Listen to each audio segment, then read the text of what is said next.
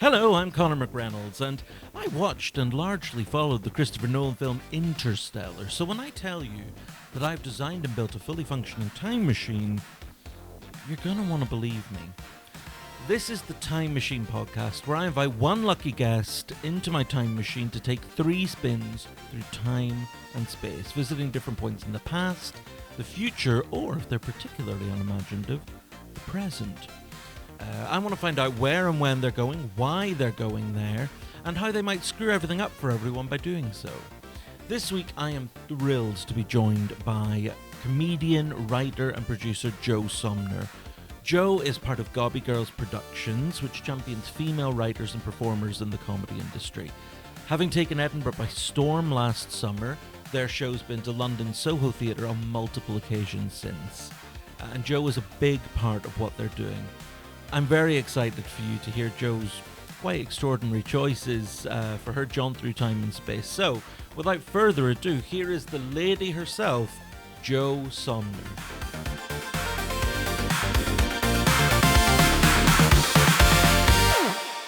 Joe Somner, hello. Thank you so much for coming on the Time Machine podcast. Thank you so much for having me. This is a delight. It is a delight. And your choices... my favorite part of the podcast, I love speaking to very funny, very creative people, but I really like seeing people's choices. And your choices were very interesting. Tell me why. Analyze me. Psychoanalyze me.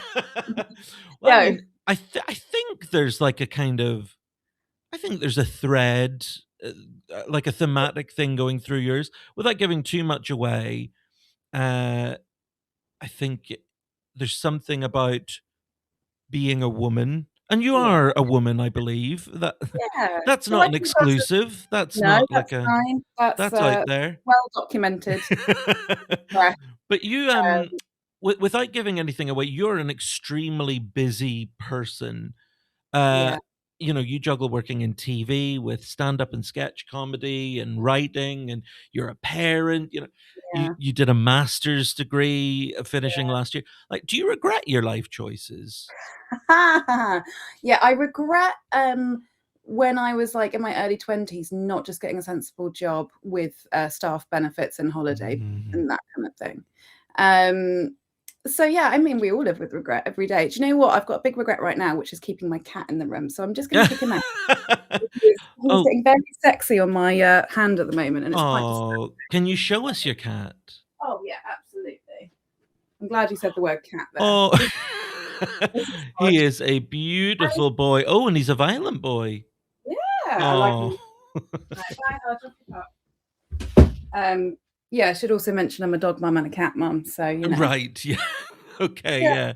I'm kind of sympathetic to that. We're expecting our first baby this year. And we have 2 cats and a dog in the house as well. So oh god, I'm amazing. familiar with the chaos that you experience. So, I mean, how do you get anything done in a day? Well, I mean, I get it done because I take ADHD drugs. Okay, yeah. It's the only way I can do it. When people are like, how do you do it? Not that anyone says that like that to me. But I am heavily medicated on the prescription ones. Amazing. Which makes me productive. Shout out to Big Pharma. Hell yeah, Big Pharma! Give it to the small man, Big Pharma. They need more recognition.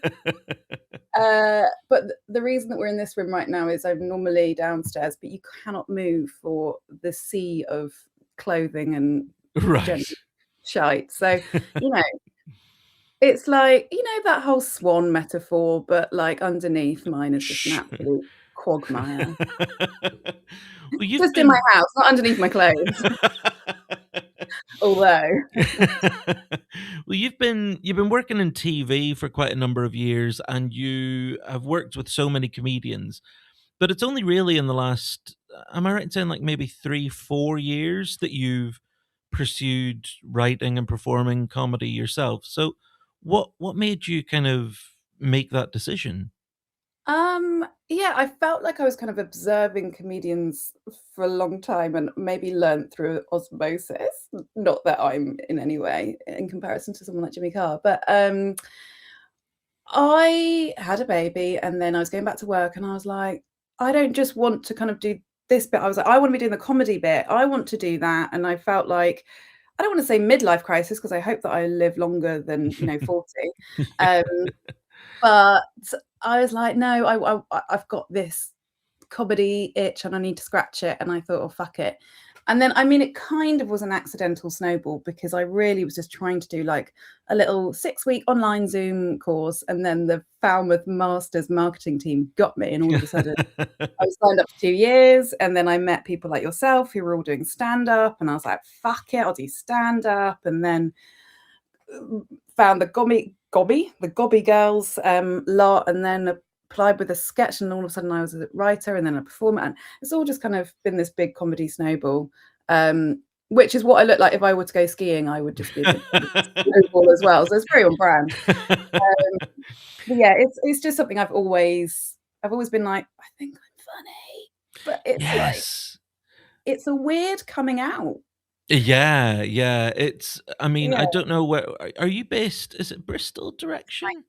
Yeah, I was in London for years, and then I wanted to buy Yeah. a house that I could paint like this. So I don't know what I don't think I've gigged in Bristol, so I don't know what Bristol audiences are like, but I live in Liverpool now, and it's Oh, this terrifying thing. It's kind of like Irish people as well, where everyone in the room knows they're the funniest person in the room. And so it's very intimidating to stand up in front of them and be like, "Oh, people pay me to make them laugh." And it's like, "Go on then."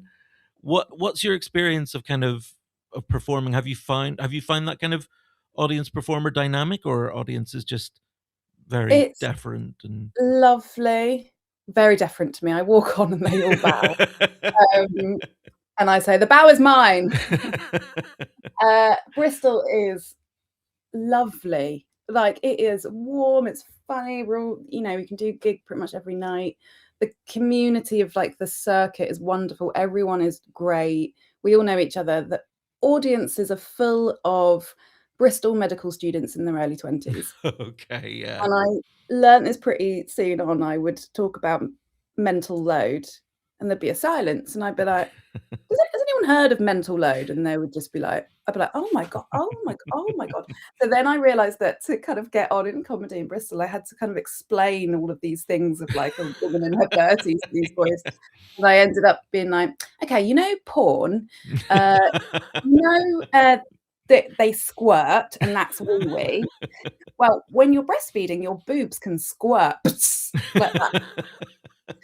And then obviously we all like a bit of smut. So that worked basically. But yeah, I had to kind of tailor that to the audiences. And then I've done a few in London, but I fucking hate that bringer system of Oh, it's the bringer friends. worst, yeah. But I remember it was like my third gig I did in Camden. It was awful. And my first two had gone really well because Bristol was great. I had a lot of time. And I was just happy that people laughed, to be honest.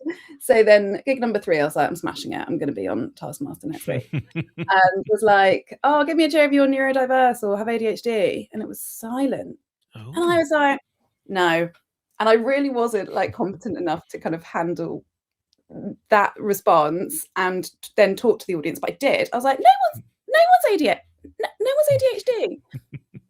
No. And I was like, oh wow. So yeah, I kind of learned that different audiences don't have my echo chamber. Yeah, it's the astonishing thing, particularly when you're kinda starting out in stand-up where, like you say, you can say the same words and the same rhythm on different nights, and 4 nights out of 5, it goes amazingly. And just whatever the alchemy is, whatever way the room's been set up, the temperature in the room, the height of the ceiling, the act that was on before you, all these variables can just mess up your really good material. And it is Yeah. always someone else's fault, isn't it? Always. It's never my fault. Never. They didn't Never. bow hard enough for me. They didn't give me the respect I deserve. But yeah, it's a long-winded way of saying that Bristol is wonderful for stand-up. We all get 10 minutes, like standard. Brilliant. We've always got an audience who are out for a laugh, having a pint or two, who are up for a Yeah, chat. And yes, I've been very lucky to gig in Bristol. that's very cool. And what's the plan with I mean, are you working toward a kind of debut show? Is that sort of in the pipeline Oh, or Connor, don't ask me what my plan is. is it just say yes to the next opportunity that comes up and see where it goes from there?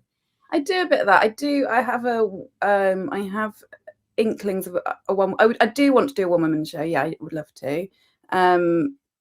So I'm talking about working with someone I've been working with, and it's all just kind of working out exactly what it is, how to do it, all that kind of thing. But that's a kind of such a monumental thing, and I'm quite tired.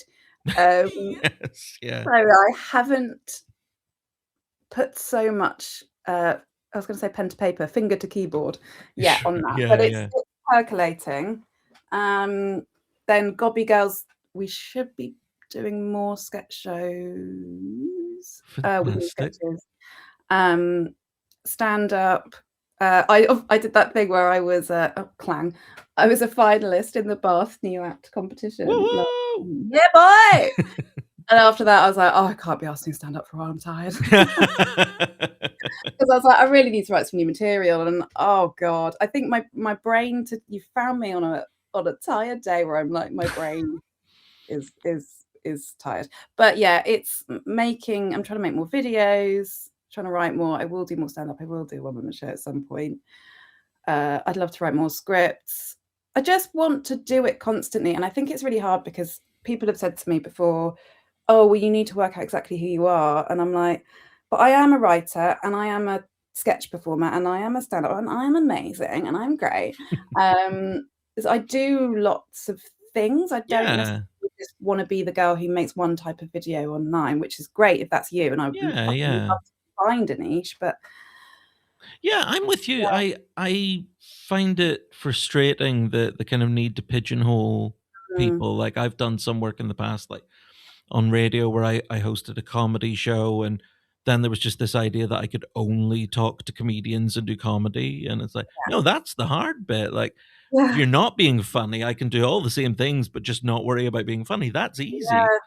I think also with TV, I got pigeonholed, like, because I do casting for I cast real people for like entertainment shows, which is great and it's really fun. But I am now only casting, and because you're casting, that means you couldn't possibly write a funny joke Mm, or mhm.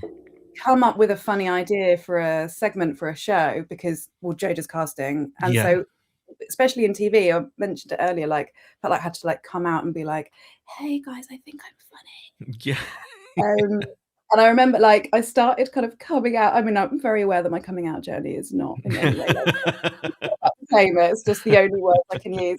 But I remember I was working on Late Night Lycett, the Channel 4 Joe Lycett show, and I'd be sat with Jake Bardwaj, who's now fucking smashing it. He's the SNL like social media Oh, amazing. Wow. and doing loads, and I'd be like, I think I might be funny, and I'm doing a master's, and I want to do more funny stuff.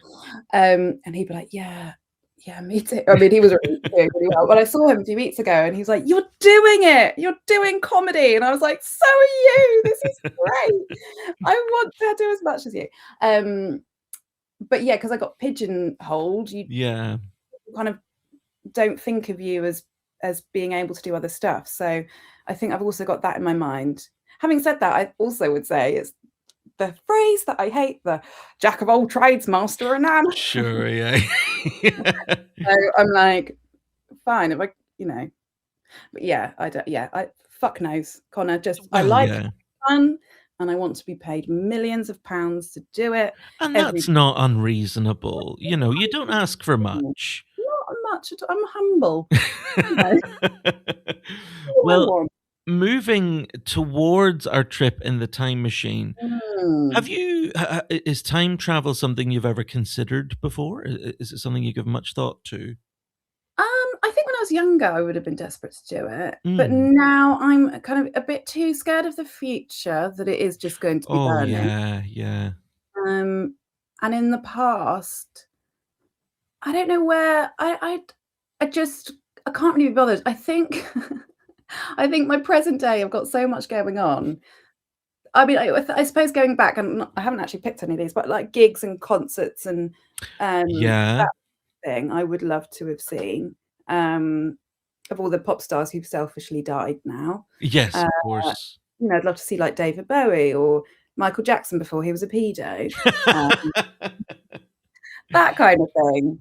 Oh, my microphone appears to be noisy. Well, I'm sorry.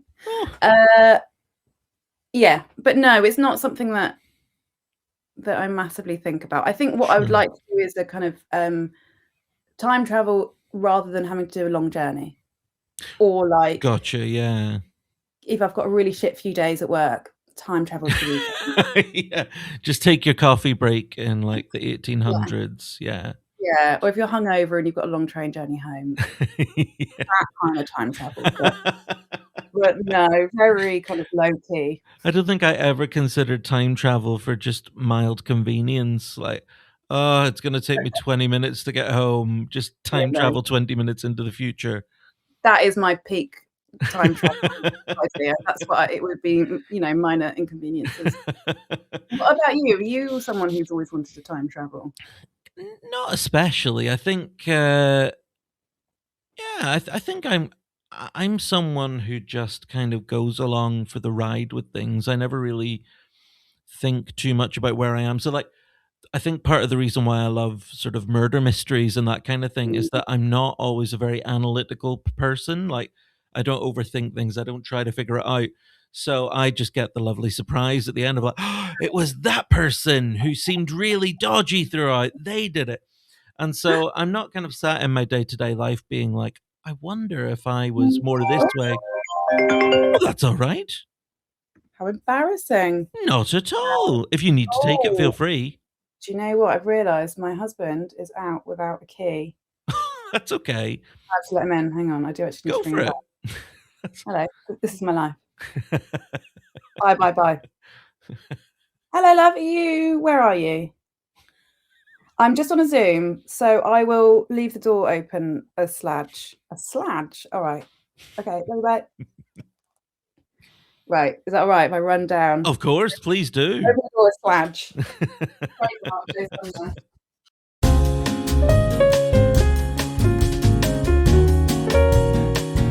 One thing that I loved about your choices is different people coming on the podcast give the sort of varying amounts of consideration to the impacts of their actions and their choices in the past. There's the whole butterfly effect thing. Yeah. People worry that if they step on a twig in a forest 400 years ago, that McFly and Busted won't have formed a supergroup in the future or something.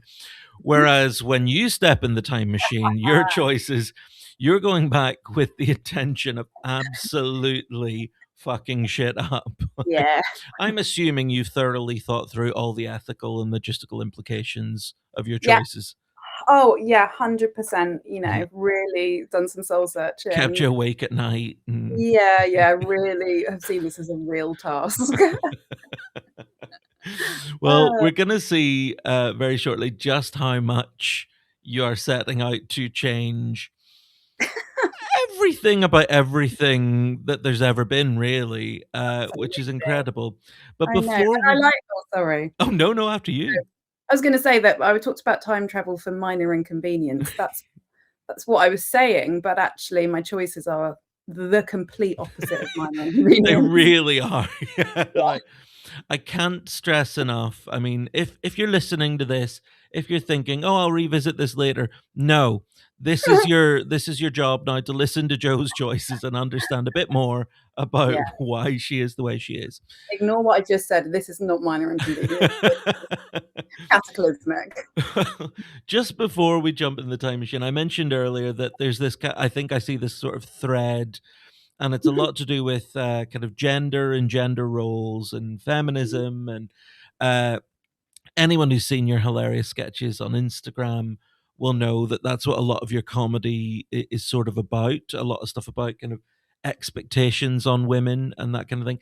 Looking back through history, are you happy that you're a woman now, or do you think there would have been a better time for you to be a woman? Oh, no, happy now. Happy Yeah, now. we've got wine, we've got the internet, we've got distant bedding, you know, Yeah. Okay, so woman in 2026 is peak woman experience. yeah, I don't think going back it would have been any better. It just feels worse. Sure. Yeah. Well, I mean, let's go back then to a time when it was worse. And your first choice, you were a little bit vague with where you were going. So I hope you don't mind. I've Yeah. mansplained to you where you should go in the Mansplain past. away because I know nothing about history. You are a man and you must explain. I welcome mansplaining. So you wanted to go back to a point to have the opportunity to speak to some of the suffragettes. So I looked on the kind of history websites at the timeline, and I think a good point in time to visit is the 20th of October, 1905. We're going to go Perfect. to Manchester. And the suffragette movement, it's been in existence for a few years now, but by 1905, militant tactics are beginning to be employed.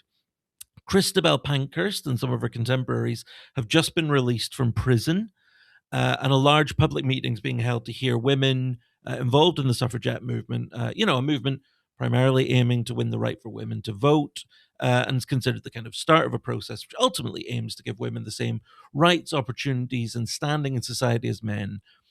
But you want to have a word with these women, Joe. Okay, I'm just going to start off. I am a massive feminist, but I'm also a very, very tired one. And I just like maybe we just say hold your horses.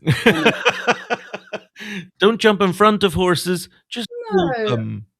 because give it a few years. Like I don't want the vote now.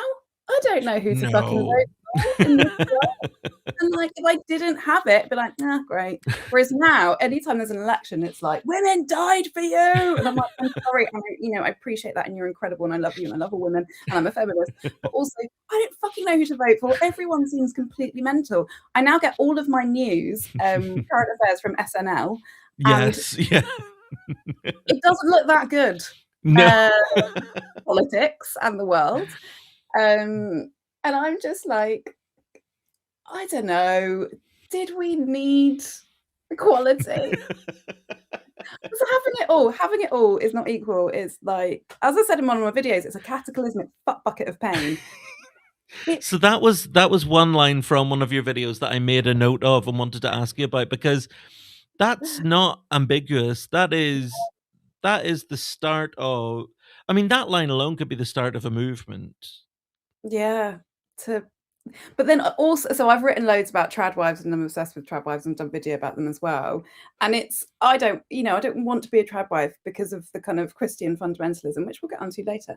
Um, and I don't want necessarily kind of men being dicks. I just trying to work and be a mum and have a career, and the expectation on you is just absolutely exhausting. And you're trying really hard to be good at your job. You're trying really hard to be a good parent, a really a good friend, a comedy career, in your 30s. Great.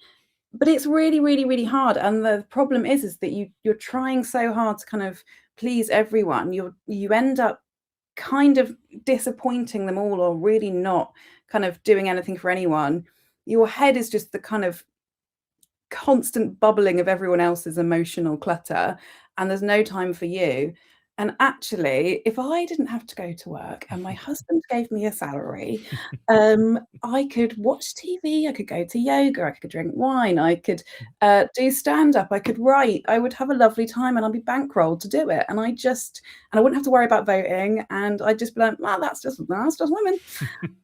Instead, I have to do all the stuff that makes me feel like me and have fun and enjoyment, all the kind of comedy stuff, as well as being an amazing mum, which you are, as I said earlier, breasts squirt. Like your body is insane what it does. You grow Yeah, a child. That's fucked up. Like if you think about it it, really is. then your body changes to the point where you can literally squirt milk 6 feet from your tit. Um, so naturally, parenthood is never going to be equal. But then you also want the career and you want to kind of prove yourself in your career because, we do and we want that. And it's just exhausting. So I'm like, guys, Emily, suffragette movement, I just want to let you know that we really, really appreciate you and you're amazing and you will, get the kind of female nod on a bus occasionally when there's like, oh, all these great people from history, like, oh, we better put a woman in. It'll be one of them. Great. And that's amazing. But we're going to get the internet. We're going to get supermarkets. We're going to get streaming comedy dramas. Netflix will start off with House of Cards and then it will snowball. Voting, you won't want to vote, and you'll feel bad if you don't, and bad if you do. So, I think that's really logical. Like, I never thought I would be agreeing with someone who said, I want to go back to the suffragettes and just tell them to calm down a little. But yeah, I I can't get believe it. I'm here in public saying cancel the suffragette movement. You After mentioned your interest in trad wives, and that was a whole thing that I didn't even know existed until one day when we were doing the master's course. We had a chat about it, and it's just the weirdest, like, most extraordinary thing, yeah, because there's nothing traditional about filming every no, chore you do, editing it, putting on lots of makeup, and pretending that you're in the 50s. That's not traditional. That's oh very god. modern, and you're just making loads of money off, like, sponsorship and product placement and stuff as well. Like, it's weird. How did you sort of become interested in it or aware of that whole movement? Um, yeah, I mean, I think on that kind of point, they kind of the filming themselves, they are women who are incredibly tenacious. They're working incredibly hard every day, Yeah, telling yeah, people not to work, but they've got like full-time jobs, the influencers, yeah, telling everyone they don't work. But you know, filming, editing, branding, that's not easy to do. Like yeah, it's yeah. a proper job, which is wild.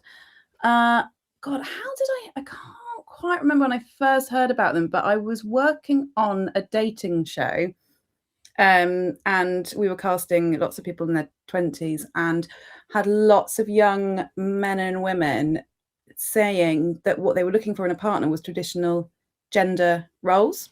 Wow. And I found it particularly surprising coming from the women. Yeah. What I thought was quite interesting in that is that they were both saying, oh, I want someone who wants traditional values and traditional roles. And I think with the men, it's coming from a far more manosphere Yeah. world. Yeah, And I yeah. think the women were like, I want respect and someone to open the doors for me and pay the bill. And even that I found weird, which is weird. Yeah. I'm campaigning against the suffragette movement, but I also still want to be able to buy someone dinner, sure, with the husband, Yeah. money, great. Um, but there were so many people, men and women, saying they wanted traditional values and gender roles, and I was like, wow, what the fuck is going on here? And that's Yeah. not for me. That's not why I'm here cancelling the suffragette movement. There was a lot of young boys, essentially lots of young boys who kind of idolized their mums, who were like, I want that image back in my own house. Yeah. I want to be the leader of the household. The woman can run the household, and I want to kind of earn the money and be the big man and do no parenting. Yeah. And I just think because of the manosphere and all those absolute pricks out there, Mhm. really kind of bashing for the alpha male, as in they want alpha males, and Yeah, yeah.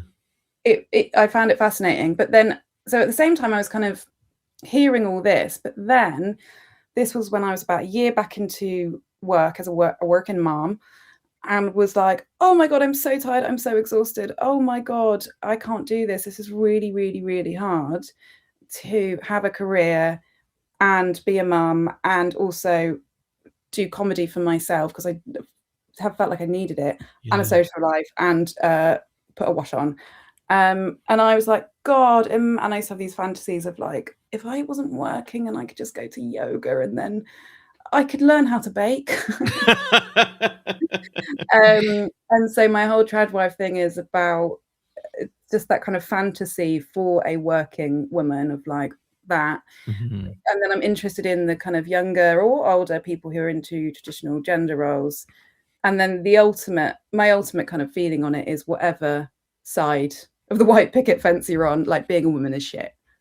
Yeah, yeah, and It's it's so interesting because I totally agree that the sort of trad my movement, it's kind of compatible with and consistent with the whole manosphere thing, you know?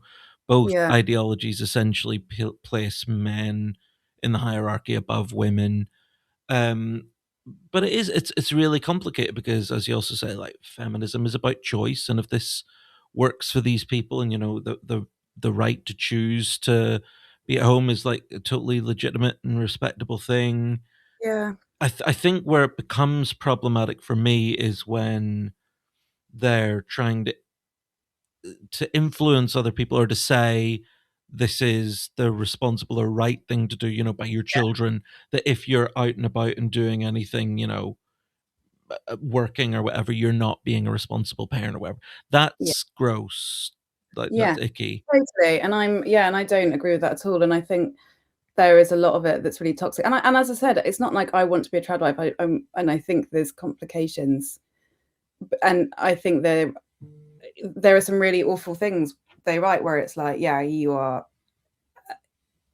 not being a good mum if you're doing this, and we should bring up men to be leaders and raising boys to be this Mm, way. And mhm. there's so much of it that's really, really toxic. Mine is Yeah. very much a kind of comedy fantasy where I would love to just do yoga, but it is quite fucked up. And I think this is what I kind of meant with the dating show when the guys and girls were kind of both saying we want traditional roles. I was like, yes, some of these women want to have nicer men, but I don't think that you actually want to live in a toxic masculine household. Mhm, mhm. It is kind of drenched in toxic masculinity. And it Yeah. is really worrying that so many people are going that way and like potentially going to find themselves in relationships that are really toxic because of a value. You see it on like Married at First Sight and things like that now. Um, Kind of girls saying, "Oh, this is what I want," and then they meet the men who are like that, and they are vile. Yeah. Yeah. Um, so There's like a class or like obviously a financial element to it. Like it's a very privileged idea. You know, like we couldn't afford in our household to lose an income. So, mm, you know, you can't be a I've not seen any sort of working class trad wives because we're in an affordability crisis like everywhere in the world. We're struggling to get groceries and that kind of thing. So, they're selling this kind of fantasy and are they, because I don't know as much about the movement obviously as you do, like, from what I gather, a lot of these women are, like, making a lot of money out of this as well. So, is it as much of a lie as the kind of Andrew Tate, "Look at my sports car, look at my women" kind of thing, or is that a sort of oversimplification?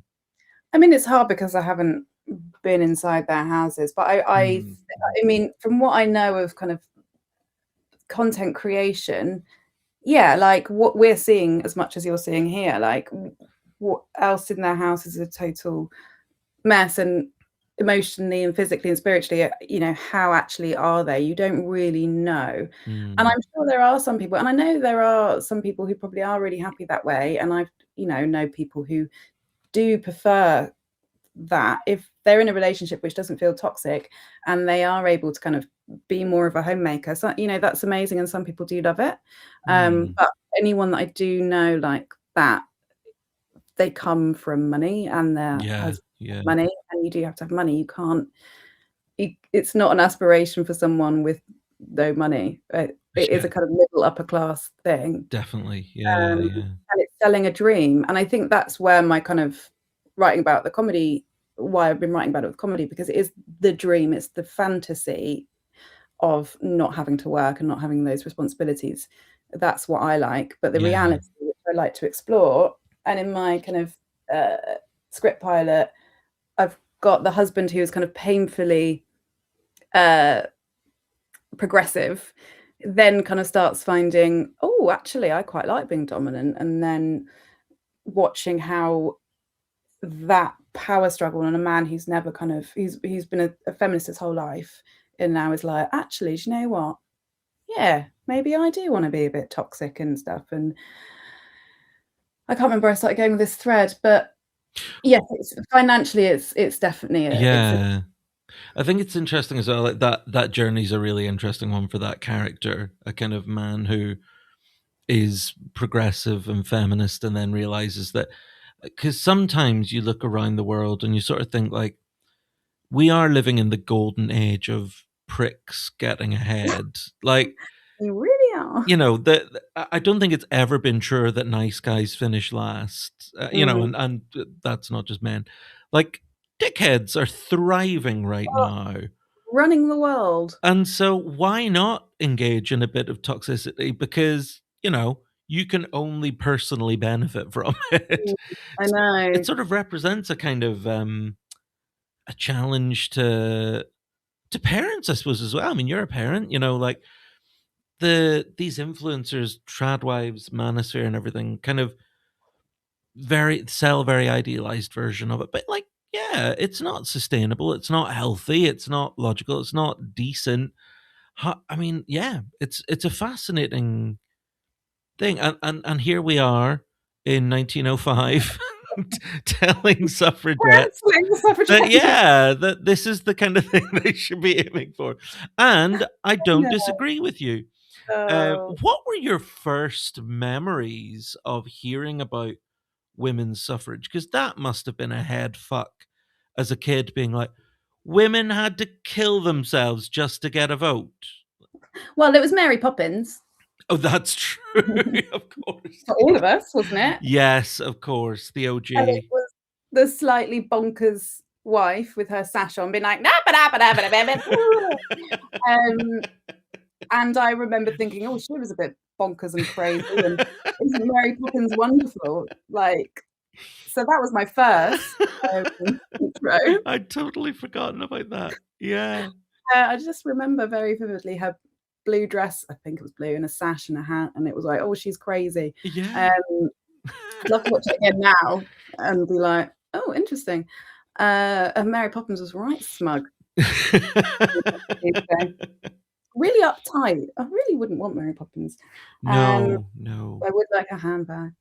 But yeah, I remember I was in, I think really when I really kind of, I mean, I would have learned about it through school, but it was when we were at sixth form, and we were doing stuff about women's rights, and we learned about the vote, and they couldn't go to university until not that long before.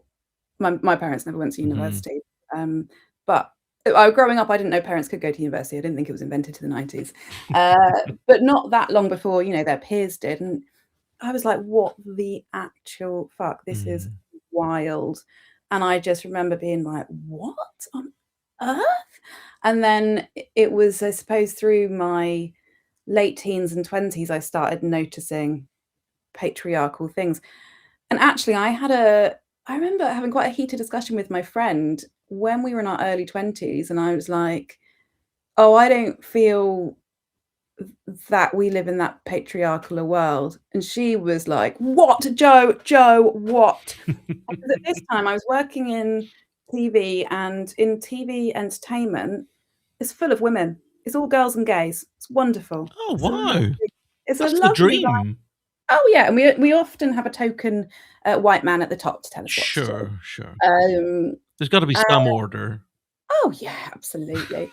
I was very much in the kind of world of women, and then my friend, I love her. She got very passionate, and then I was like, oh, and then I started. It was really over my 20s as I kind of got into the world. I'd be like, whoa, okay, fuck, no, we are in a real patriarchal society, and the world is stacked against women.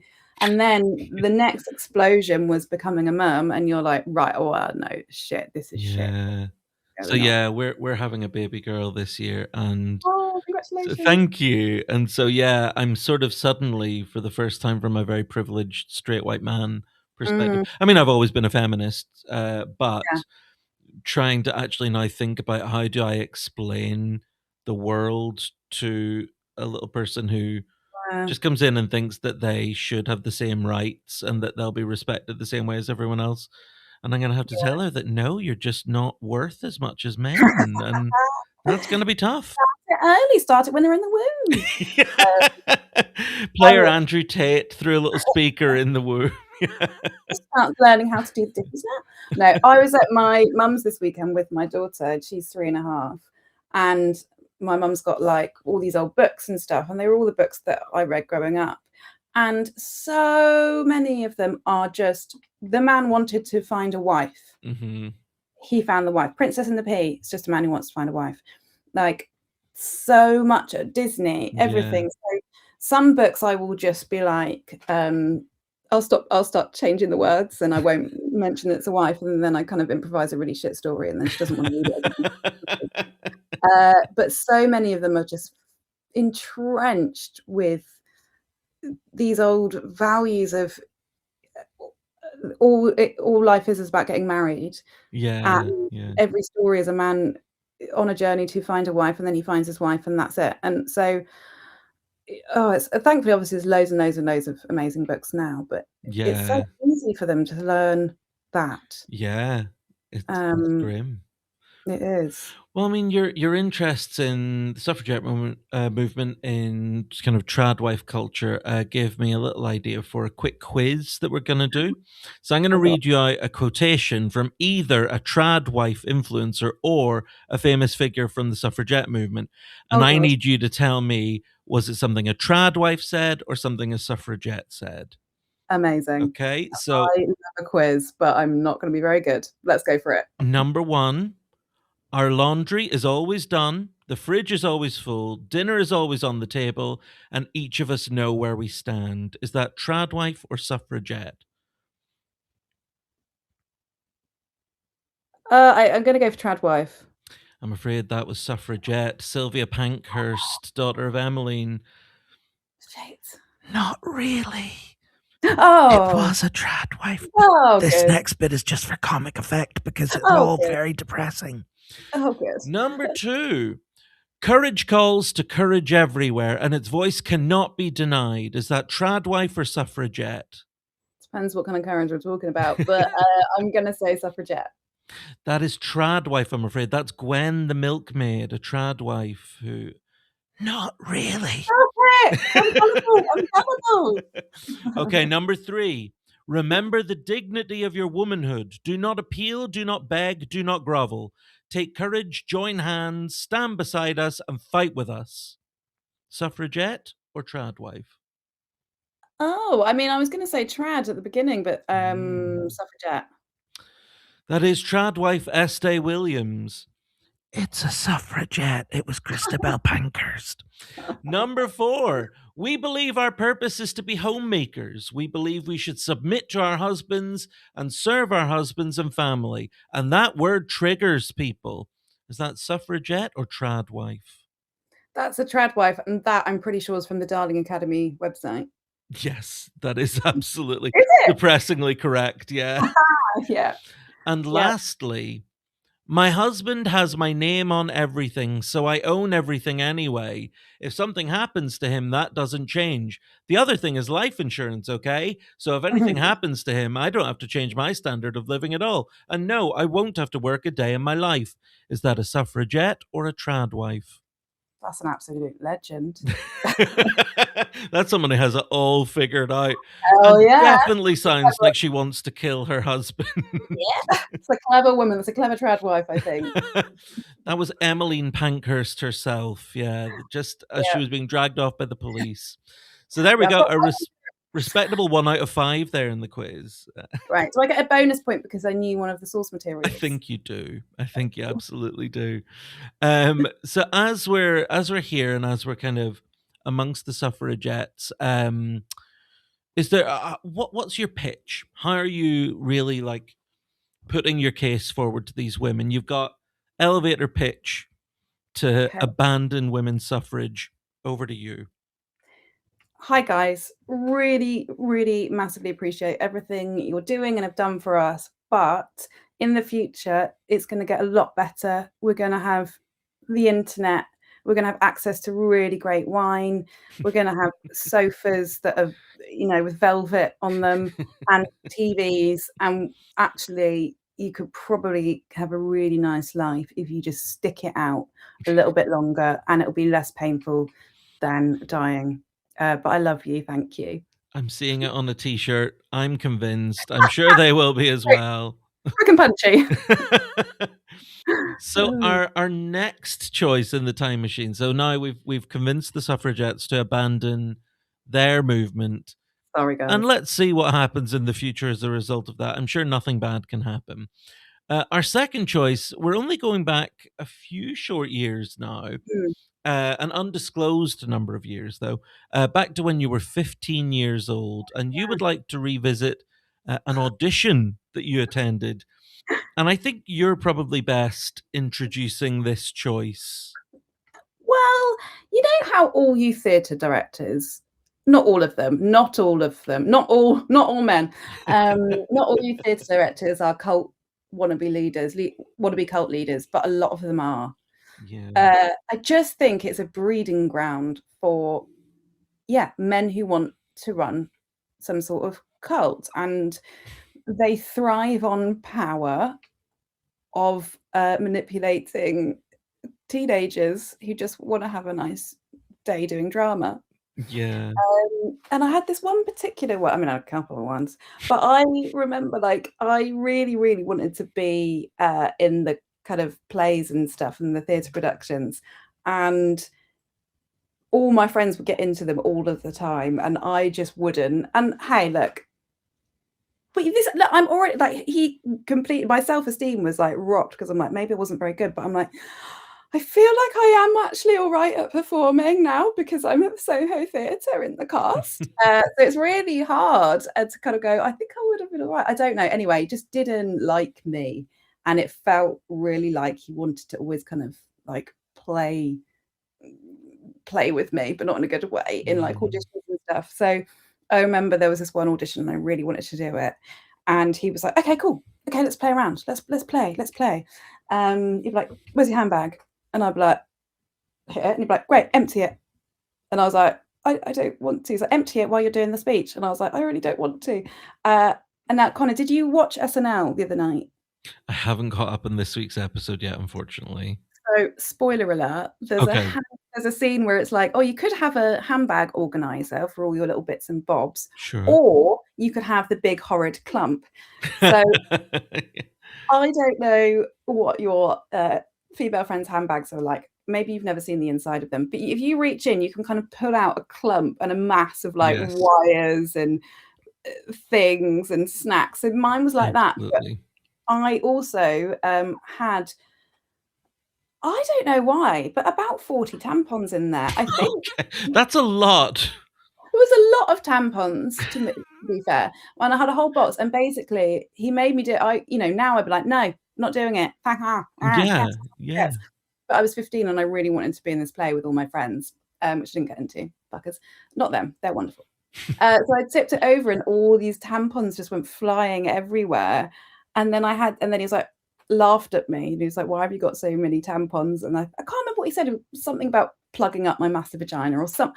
I don't want to quote him. I can't remember if it was exactly that. Okay. It might have been, he might not have said that, but that's the feeling that I Sure. thought. Yeah. And then he was like, so then he laughed at me. And tampons at any age are, well, now I don't care, but when I was 15, they are mortifying. No one should Yeah. know that tampons should exist. Yeah. If you're a millennial anyway. So then he was like, okay, fine, for this scene, I want you to do the whole scene one by one, putting all these tampons back in your bag. And now I've chosen to go back in time to this moment, and it's because I would like to have taken the tampons and one by one put them in his nostrils, his ears, It's like, all right, fucker, you want to play? Let's his play. asshole. Yeah. But was fully in character so that he would hopefully go along with it. And then I would also like to kind of like curveball in the time machine thing, keep the time machine, and just every so often, maybe like once a month, once every 6 months, just leave a tampon in his bed or in his bag, or he finds one in his wallet, like a little calling card. Like, on the bus, and so he's basically plagued by tampons for the rest of his life. And then as he like is in his deathbed, it's just like tampons everywhere. I don't want to kill him. I don't want to kill the man. I just want to kind of give him tampons. Mentally torture him a little bit, which Tampons. Yeah. seems entirely fair because this is an adult man, that's correct, Yeah. and you were a Yeah. teenage girl. Yeah. It's a horrible, horrible encounter. This guy, and obviously this is like pre-Me Too. You know, like this is a weird guy. There's that saying, isn't there, that like it's not all Trump voters were racists, but all racists were Trump voters. And I think it's the same, like you were saying about, all male directors. You know, not all creeps and perverts and sex criminals are working in TV, but something to that effect. That what is it about these industries that attract these just horrible people? I don't know. Like I had another theatre director at a similar age who just was really culty, and he would kind of manipulate and puppet people so that some people he kind of split friendships up. People who had been best friends for years, and he would manage to kind of split that up, and was just toxic, like so wonderful, love bombing, and then uh, kind of cut them off and that kind of thing. And I was never really I was kind of more periphery of that, but it was for me, it was kind of now looking back a fascinating character study, and I'm always like, where is he now, and has he got his cult? And I've spoken to other people about it, and they're like, yeah, I have theatre directors who are like that. Kind of,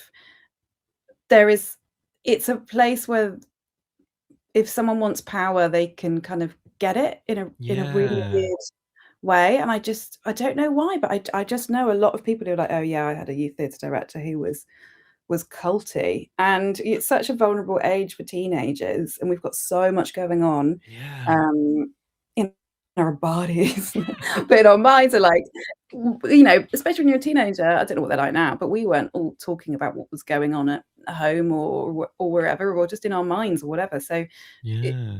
dealing with kids at such a vulnerable age, you've got a real responsibility. And especially because in theatre, like, it's so exciting, it's so amazing, and you get such a buzz of it, especially if school's like school and boring.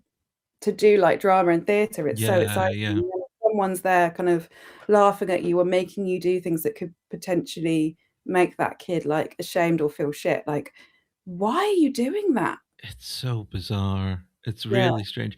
Was this the worst audition you ever had? Was it the worst audition I've ever had?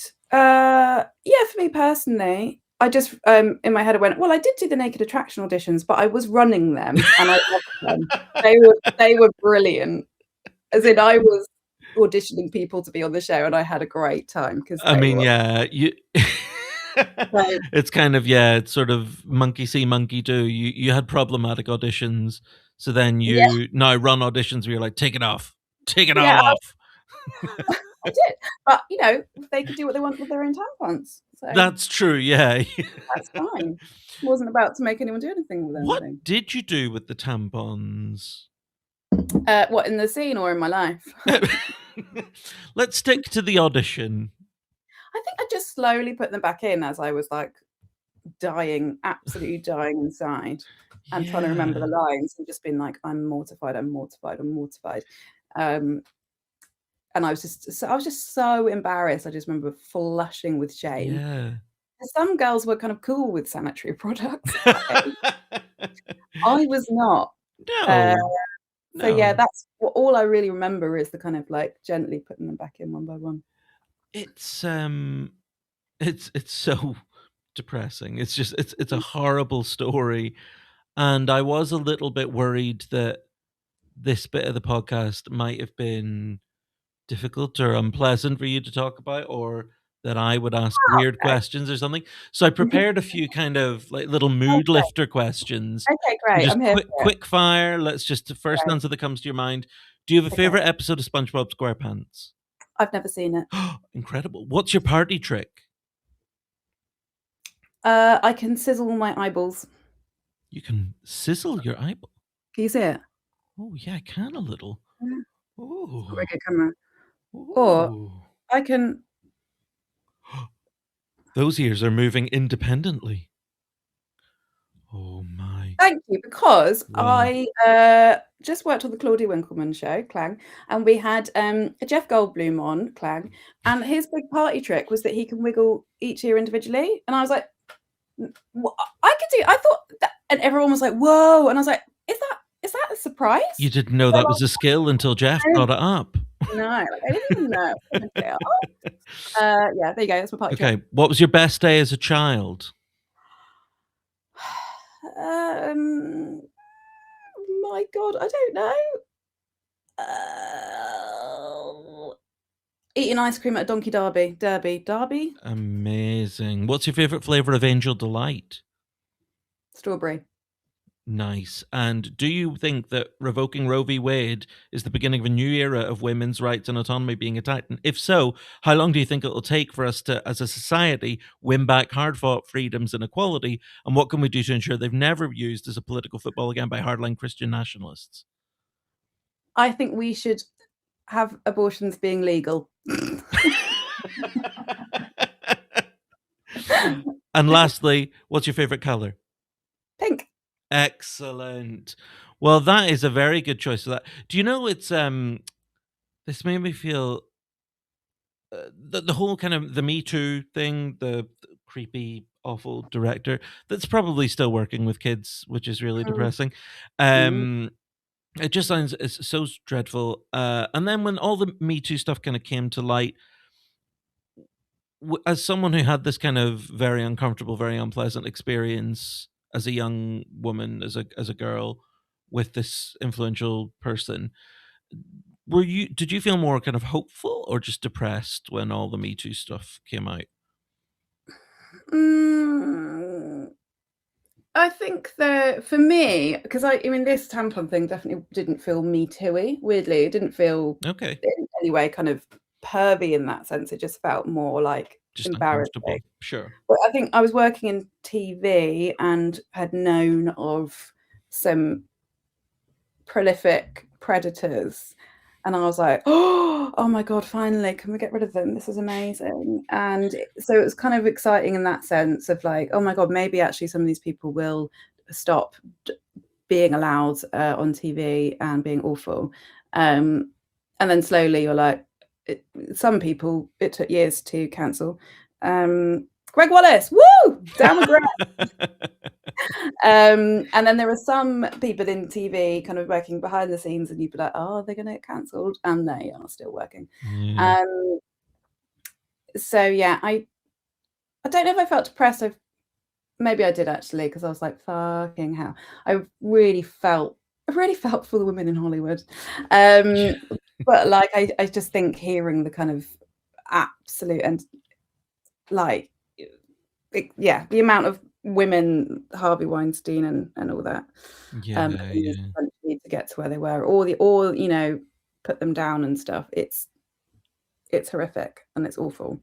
yeah, So yeah, I don't. Okay, yeah, bit of everything. Bit of yeah. Well, that's I like it was an interesting choice, and I'm glad we talked about it. And I everything. definitely like your idea of haunting this bastard with tampons Yeah, for the rest of his life. I think that's a very good use of a time machine. thank you very Uh, much. your final choice is going to take a little bit of explaining. So, in the first episode of this series with lovely Will Seabag Montefiore, we touched on the Y2K panic.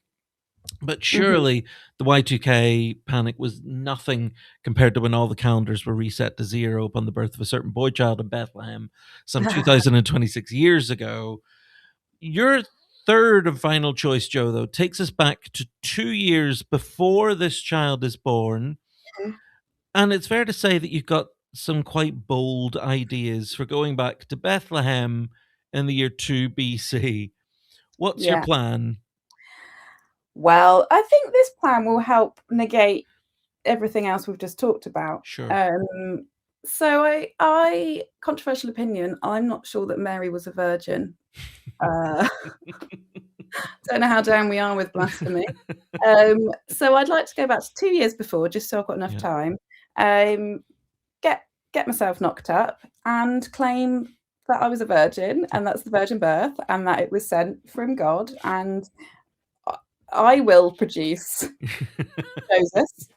Um, and then I'll do religion. Thank you very much.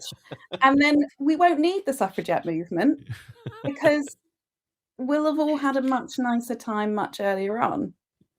Okay, I like this. So your plan, and we'll get into some of the specifics shortly, Great. but you essentially want to take, whether you're a Christian or not, whether you think it's a positive influence of the world, negative influence, there's no denying that kind of the Christian sort of faith is essentially the kind of building block of pretty much everything in Western society. Morality, laws, power Yeah. structures, all kind of built on that.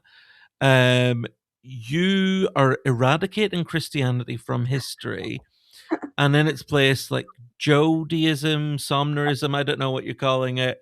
I How mean, how do you picture your new faith reshaping the world? now see, I've just talked about people being wannabe cult leaders. I genuinely want to. I basically I don't like that. I don't want to be Joseph. I don't want come up with a name very easily. It's not that I want to be the leader of a religion. It's just that Sure. I want to make sure that we just have a nicer life. Like, Okay. as I said, my history knowledge is terrible. I'm a basic bitch. I don't know lots about the world. And lots of people are like, well, you can't, everyone needs structure and we need to look up to people. But I would just somehow make it so that this was a kind of everyone's just nice to each other. And I know, my mum is a staunch Christian and she'd be like, oh, Jewel, you know what Christianity is. And I'm not doing down what we have now, but I just it's slightly different. I think this comes from, and it actually all ties in really, but I was talking to my mum about the trad wife movement a few months ago, and she was like, "Well, I'll read you the bit in the Bible about gender rules," and I was like, "Mum, please." And so she went and got a Bible because she's always got one on her at all times, normally about 5. And she read me the bit about a woman's role in the home, Right. and she was like, a woman will do this and this and this and this and this and this. And it took her, I recorded it because I was like, oh, I'll come back to this. It took 8 minutes for her to read what a woman's role is. And it took 1 or 2 sentences for what the man has to do. Yeah.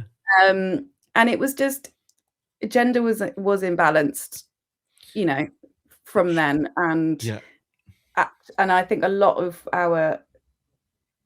feminism and stuff is based on something that was created a really, really, really long time ago. And actually, maybe we could just have a little rethink about those building blocks that we built our society on and go, actually, do you know what? Yeah. Let's have a rethink. Well, it's interesting because I'm literally a card carrying atheist. I'm a member of Humanists UK. So, apologies to any Christians listening. We do respect you and we do love you. Oh, yeah. Um, Hell yeah. but it's just not for us. But I agree with you that I don't necessarily think that Mary was a virgin. I think it's weird that for so many years, so many old men have been really obsessed with whether a young girl in the Middle East had a hymen or not. I think that's really creepy. But Fucked up. so let's say we agree Mary's not a virgin, that's a lie. And then this whole kind of structure for everything that exists in our world is kind of built on that lie. You want to go back and Yeah. also build the building blocks of society on a lie that you Yeah. are giving birth. Do you feel comfortable with that lie, or do you think it's a kind of necessary evil? Yeah, yeah, I'm down. I'm down to clown. No hesitation. It's like, yeah, it's a lie, a little white lie. Because I'll do it nice. I'll be nice to Now, people. And I'm not saying Mary is not nice. She's wonderful. sure, sure. I mean, But I also think like it's interesting that you've sort of chosen to go back and assume this kind of Mary role, because she, despite the fact that she, let's say, did get knocked up by God Mhm. somehow, Legend. uh, carried a baby for 9 months, gave birth in excruciating circumstances in Yeah. December in a barn without painkillers. Ooh. And then the whole movement is just her son. Like, he didn't do anything, she did all the hard work. Why is she not the leader of this? Like, look, I can create people from nothing. Nothing happened to Mm, me. So, are you kind of thinking your role as the kind of mother here? You're saying to the world, look, I did all the work. I'm the legend here. The yeah. movement should be focused on the mother and not the child. Yeah, like, I don't watch the Kardashians, but Kim Kardashian's mum is a big deal, Right? and so you just need to be a bit more pushy, and maybe Mary was a bit too much of a kind of dance mum and was, like, pushing, like, "Go on, Jesus, off you go, Jesus, off you go," and maybe she was kind of putting too much into her son, and really, he should have, maybe taken a step back and, enjoyed his childhood a bit more, but she was like, "No, Sure. off you pop." Whereas what I would do is be like, "Guys, I'm actually I actually carrying the emotions, that's actually all me, I'm the magic one." Um, and then, reared my child and given him a nice life, and then just been a bit more like the one readily available for press appearances, which again starts to sound like I want to have my own religion, but it's not. I'm really thinking if, I'm happy to be the face of the brand rather than pushing it out on a child. I think that's very admirable of I you. think it's responsible parenting to not put it on Yeah, and put it onto myself and get, my team around me, and we all have a really nice time and we decide what's best for the world. And I think that's great. So, like, deciding what's best for the world, that's not a small responsibility. So, as we said, I'm not a Christian, but there are some tenets of the faith that, if practiced in the spirit they're intended, not like weaponized to just kind of discriminate against marginalized communities. I think there's some admirable values in Christianity, things like, and in lots of other faith groups as well. I don't think that admirable values are just specifically a Christian thing. I think a lot of the same values are seen in Islam or in Hinduism or Judaism or whatever else. mm, But things like love one another as I've loved you or turn the other cheek, very commendable ideas. What are your foundations? What are the things that you're kind of telling everyone? Here's how we build the better society. That in 2026 years, everything's going to be cushy. I think number one is don't be a dick. Hmm. Um, I think that it's don't be a dick. Just I don't know enough about that. But not, I don't want to be like I want communism. I don't want communism. I think that's bad. I don't know. I really don't know much about things. It's just let's not all kind of fight each other for. Sure, that's Let's nice. all kind of live together in a nice world and have a nice life and don't be a dick. I mean, See, there I aren't don't, I really don't any. have a lot going on. Do you know what, Connor? I'm very much a team player, and I think Lovely.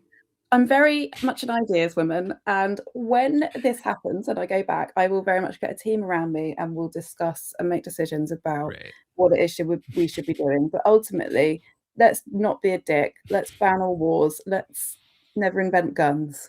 I love that. And have a great time.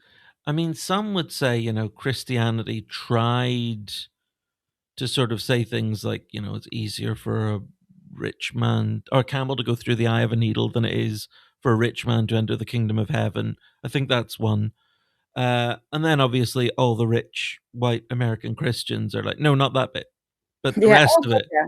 But yeah, not That's that it. bit. It's the picking and choosing, and I just wouldn't have Mm, such a big, undecipherable book. yes. Um, I'd just have a few points. Like kind of And 10 simple, I don't want to say commandments, but instructions for people.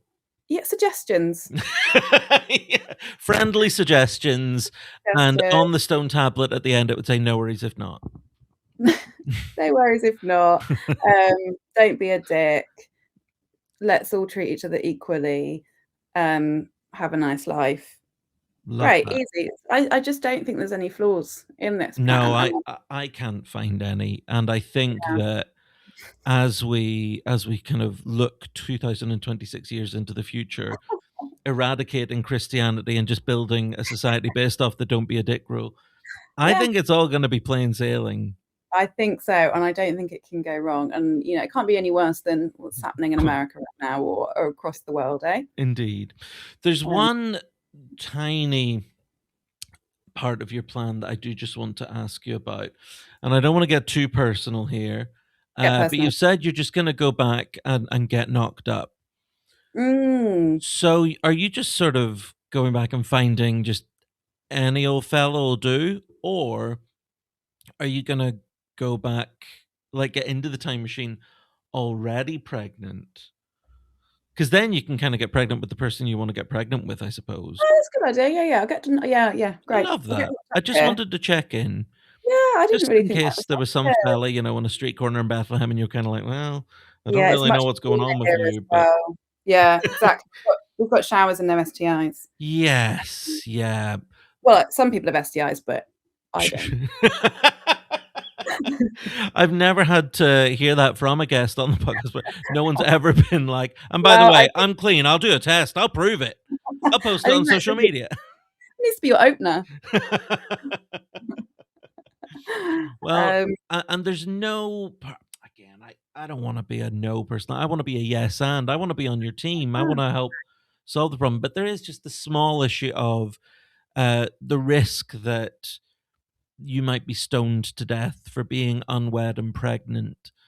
Is that a concern, or do you think that it'll probably be fine?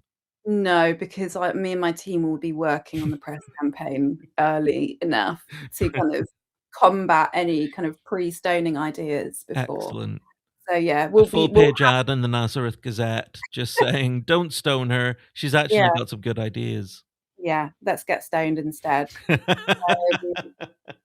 Yeah, that would be fine because you know, we'll have, combated it. What do you get ahead of the problem, you Ahead of know? the brilliant. We'll get ahead of the problem. It sounds, I mean, it sounds flawless. Do you it's Absolutely. as a sort of, I would imagine getting a kind of global morality system off the ground, it Mhm. sounds like quite a lot of work. Would you be willing to sort of give up your 2026 life? You're working in TV with your husband and Chad, your comedy career, to kind of stay for a few years into BC, maybe through to, like, let's say 6 BC. Like, we're talking kind of 8 years to really bed this in before you came back. Or do you think you could just kind of workshop it in a couple of days, head back home, and I trust that it'll all be fine? Yeah, yeah, yeah, come on. I like having central heating and carpet, and I've got a really nice sofa. Um, so, no, I think what I'd do is I go back, I'd find my team, and I'd Yeah. get trust in them, get some really amazing, people together, and then go back, and then come out to the world, which is not come out, as in come out my time machine, and the world would be great. We'd all be really happy, dancing along I love on it. rainbows and no wars, and everything would be No made of wars, no dicks, no guns. magic. We'd just Amazing. smell wonderful smells and, have money trees, and it'd be great. Oh, that, I mean, that sounds flawless. No Yeah, further yeah. questions. I think this is a good point to say that I am running for, parliament. For London Mayor. It's Yeah, you vote for me. versus a certain pervy worthy. Yeah. Yeah. Well, I'm convinced. I think your 3 choices, going back, convince the suffragettes that they're wrong, go back and haunt theatre director with tampons, Yeah. and go back and just quickly rebuild everything that there's ever been in the last Mm. 2,000 years. Yeah. Brilliant use of a time machine. Thank you so much. Yeah, simple but effective, I think. And so as we return to 2026 in this new world that you've built, um, you're back home, you've got your work, your comedy, your family life. Do you think you would have a new perspective on things now? Or do you think you would kind of like after COVID, where a year and a half of kind of, oh, I might never hug anyone again. And then within 15 minutes, we were all just coughing all over each other in airports Frankly. again. Do you think you'll just totally get back into the swing of things straight away? Or do you think there'll be an adjustment period? What, now that I've experienced life back there and changed the world? Yeah. I think I just really settle into my kind of fantasy of yoga, brunch, watching TV and streaming television and drinking wine, and make sure they've got some really great, like, Luke's casual wear, and just really bed down into that luxury life. Yeah. Well, you've earned it. You've rebuilt Thank you. all of society. So you've definitely earned that. Yeah, on Don't Be a Dick. It's great. Don't be a dick. Well, Joe, that is very, very fun. Thank you so much. Thank you. People will inevitably hear this and want to see and hear more from you. Will So, how do they? I'm sure they'll have some questions. Yeah, I'm not starting a religion or a cult. I'm really sorry. I just can't be asked. I'm not that bothered. You've got Just enough going on with your perfect. gigging and writing and TV Mm. work, and yeah. If people want to see you performing live, or if they want to see Gobby Girls, or want to see your sketches, where can we find more of you? Head to my Instagram because I'm always wanging wanging off on there about things. Yeah, at J Somner, JOSOMNER. Marvelous. Yeah. Well, we will pop a link in the episode description to your page and to Gobby Girl Productions. Joe, thank you so much. This has been really fun. So much. I'm really worried that I've accidentally offended everyone that I've ever met in the entire world. But this is what happens when you get someone who knows absolutely fuck all about history to go to history. I think you've nailed it. I can't imagine anything you've said that would offend anyone. No, nothing blasphemous at all.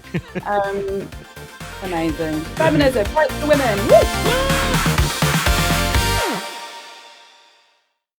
Thank you so much to Joe for joining me today. I don't know what I was expecting. I don't know what you were expecting, but that was quite something. As ever, we would be so grateful if you could like, subscribe, share, tell your dog sitter or your window cleaner about the podcast. We love making it. And we've got some really fantastic guests lined up over the coming weeks to share their time travel ambitions with you. So please do make sure you subscribe so that you don't miss an episode. You can follow Joe on social media. You can follow Jericho Comedy at Comedy Jericho. You can follow me if you really want to at JustConnor87. That's all from me this week. Thank you so much for listening, and I will see you next time. Bye-bye.